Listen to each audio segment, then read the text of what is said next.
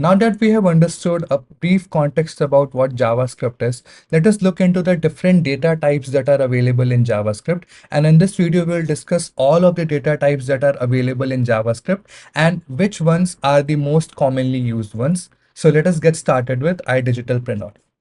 Now, data types in JavaScript are ideally segregated into primitives and non-primitive types, and I've mentioned all the primitive types here and all the non-primitive types, and we will look at them one by one. So primitive data types are those data types which are very singular in nature and they hold a certain type of data, and non-primitive data types are those data types that can hold a multitude of different primitive data like we have in arrays. And arrays can hold a collection of different numbers, strings, booleans, a combination of all of them, and hence they are termed as non-primitive data types.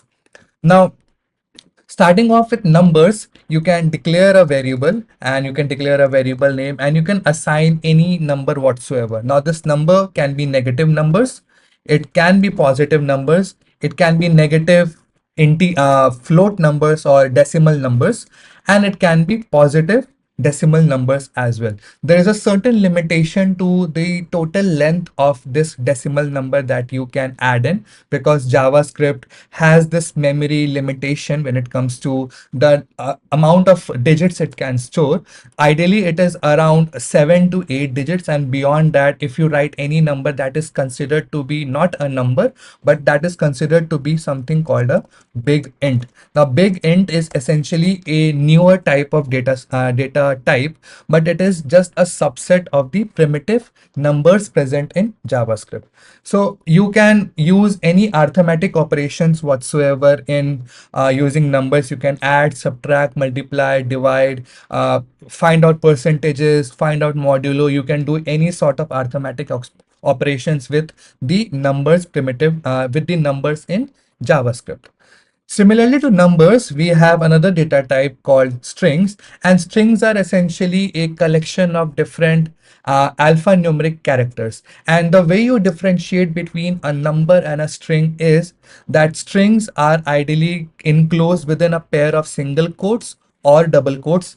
You can use either one of them. So inside of double quotes or single quotes, whatever you type in will be considered as a string.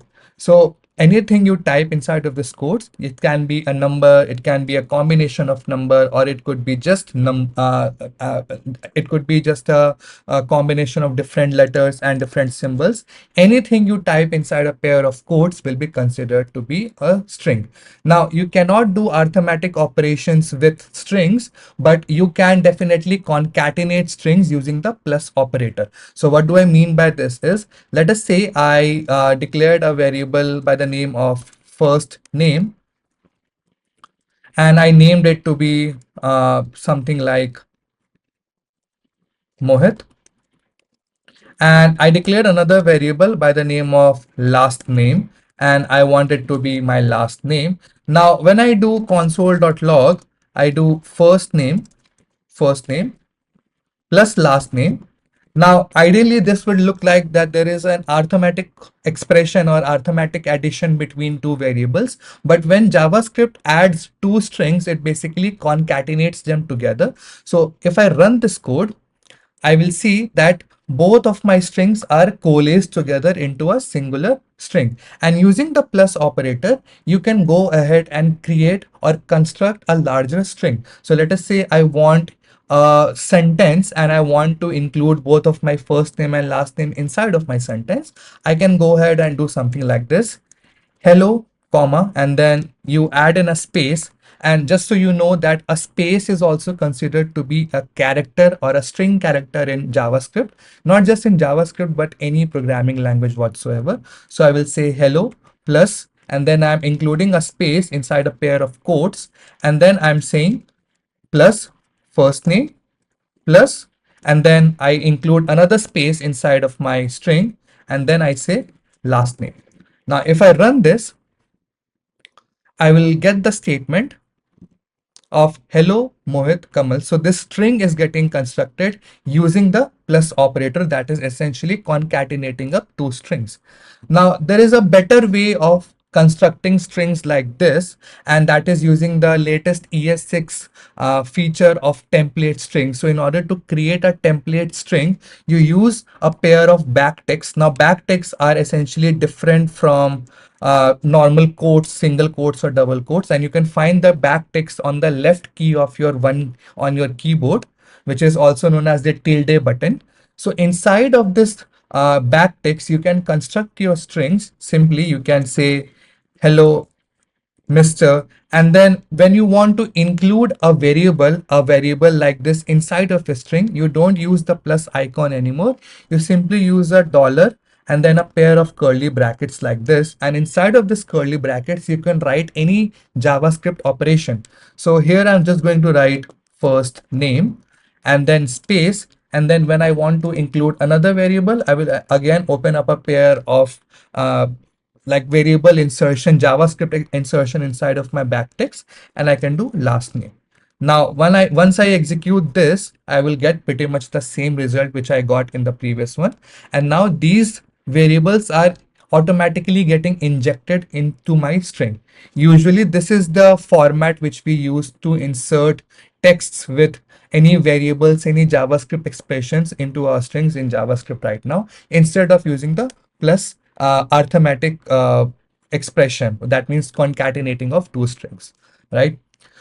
Now, just like strings, we have another data type called Booleans. Now, Booleans are essentially true and false. So you can declare a Boolean, let's say, is true, and you can define it to be true and false. Mind you, this needs not to be inside a pair of strings, because if you do so, this will no longer be a Boolean, but this will be a string. So you don't want to include true and false inside of a pair of quotes. So true and false would be the Boolean values.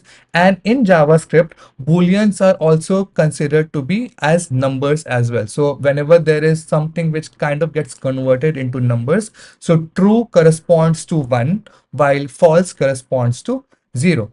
And you can use Booleans to kind of check for something. So let's say you have created is true, or let's say I'm creating a attendance register. So I'm saying is absent. So is absent is basically a flag which is associated to each of my students. And for each of the students, I'm either putting it true, that means this student was absent a particular day, or I'm doing false. That means this student was present, because is absent was false. That means this student was not absent, but this student was present. So I can use these flags inside of my code to kind of create a truth false value and create comparisons across different expressions. Now, similar to numbers, strings, and booleans, which are perhaps the most common types of primitive data types, we also have null and undefined. Now, null and undefined will kind of sound the same thing, but there is a stark difference between these two. Now, let's discuss what's the difference between null and undefined. So whenever a data type is null, so let's say I declare a variable, let's say let x is equal to null, and I'm saying let y is equal to undefined. Now the difference between null and undefined is x being null, it is already defined inside of the memory, but its value is null. That means it does not have a valid value, it has a null value. But if some variable is defined to be undefined, that means that variable is no longer present, or it is not present in the memory. So that essentially means that even though something is declared in the memory, it is present in the memory, it does not have a valid value associated to it. That is what null corresponds to. And undefined simply means that the JavaScript interpreter was not able to find a certain variable inside of the memory, so it threw undefined. If you remember from the var, let, and const example, if you do a code like this, let x, and then you do console.log of x, and then you do x is equal to 2, right?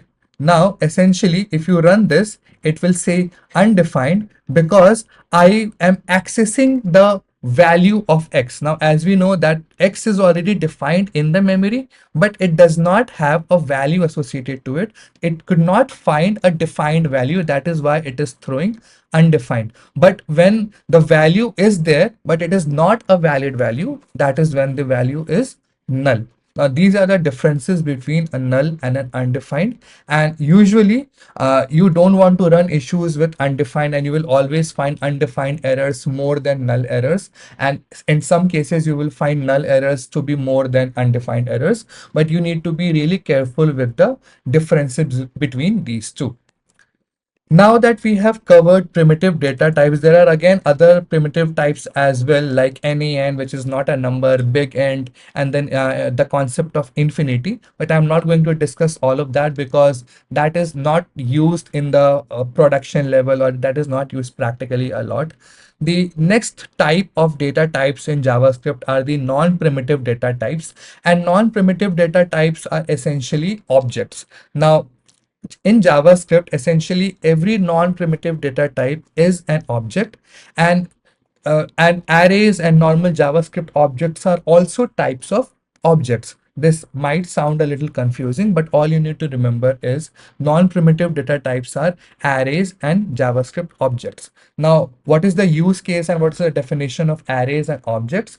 Now, arrays are basically a list or a collection of different elements. So you can consider an array of students, that means a list of different students, or you can consider a list of different fruits available in the market. Whenever you are trying to create or combine together a list of something, that is when you will be using an array. Now, to create an array, you simply declare a variable. So you can use either let or const, right? And then you write a pair of square brackets.